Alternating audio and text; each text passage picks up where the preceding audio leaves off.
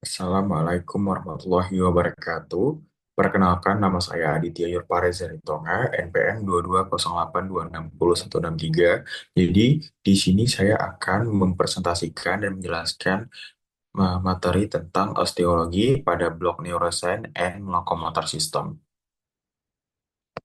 Jadi, untuk osteologi itu adalah cabang anatomi yang mempelajari tulang, mencakup struktur makroskopis dan mikroskopis, perkembangan klasifikasi fungsi, serta hubungannya dengan sistem tubuh lainnya.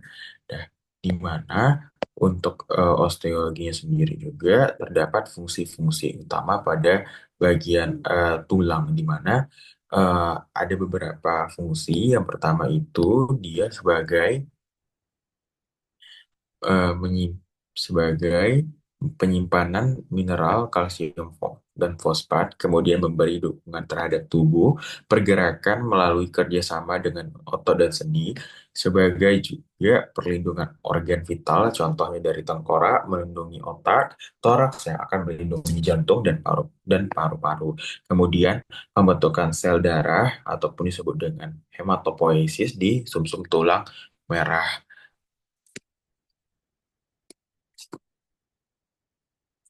Setelah itu, ada klasifikasi tulang yang berdasarkan bentuk, di mana berdasarkan bentuk pada pertama itu ada tulang panjang. Tulang panjang ini biasanya disebut namanya itu humerus dan femur. Kemudian pada pembagian tulang pendek itu ada karpal dan tarsal.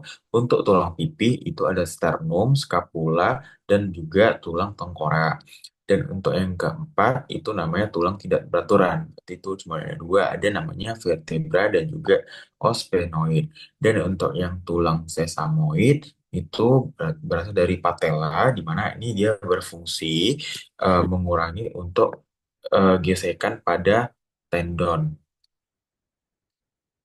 Setelah itu, untuk struktur makroskopis tulang terbagi menjadi 5 macam. Yang pertama itu ada diafisis. Diafisis ini nanti poros tulang panjang. Kemudian untuk epifisis itu ujung tulangnya, ujung tulang dan juga tempat sendi. Kemudian untuk metafisis itu zona pertumbuhan. Untuk korteks ataupun disebut dengan tulang kompak itu keras dan juga memberikan kekuatan. Dan yang terakhir itu namanya medula ataupun tulang spons. Dia ringan, kemudian berisi sumsum tulang. Setelah itu, untuk struktur mikroskopik tulang itu dimulai dari osteon ataupun sistem Haworth. Ini sebagai unit struktural tulang kompak, di mana di osteon itu juga ada sel-sel tulang terbagi menjadi tiga, yaitu ada namanya osteoblast, di mana osteoblast ini sebagai pembentuk tulang. Untuk osteovoid itu sel tulangnya matang dan juga ada pemelihara matriks. Untuk osteoklas yaitu sebagai penghancur tulang dan juga untuk remodeling.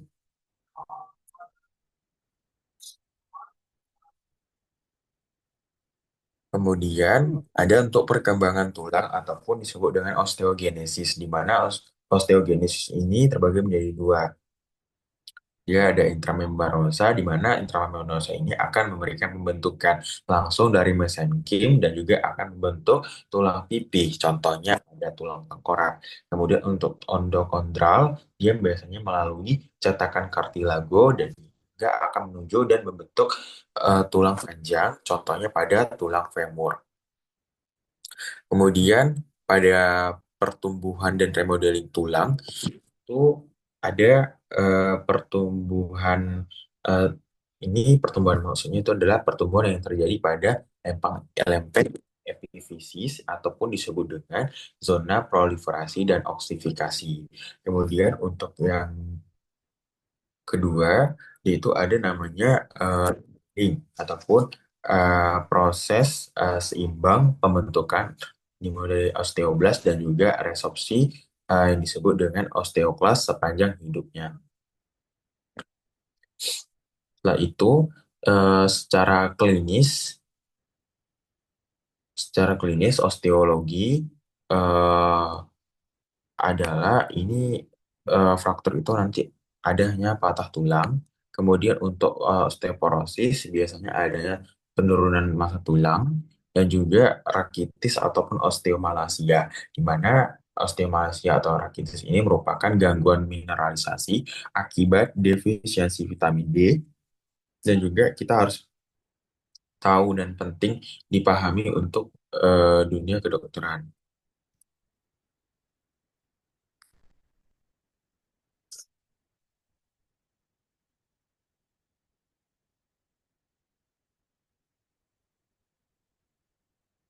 Baiklah, untuk referensi pada materi osteologi ini yang saya gunakan.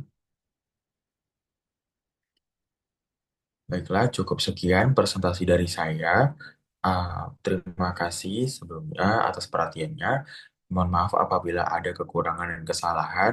Saya tutup. Assalamualaikum warahmatullahi wabarakatuh.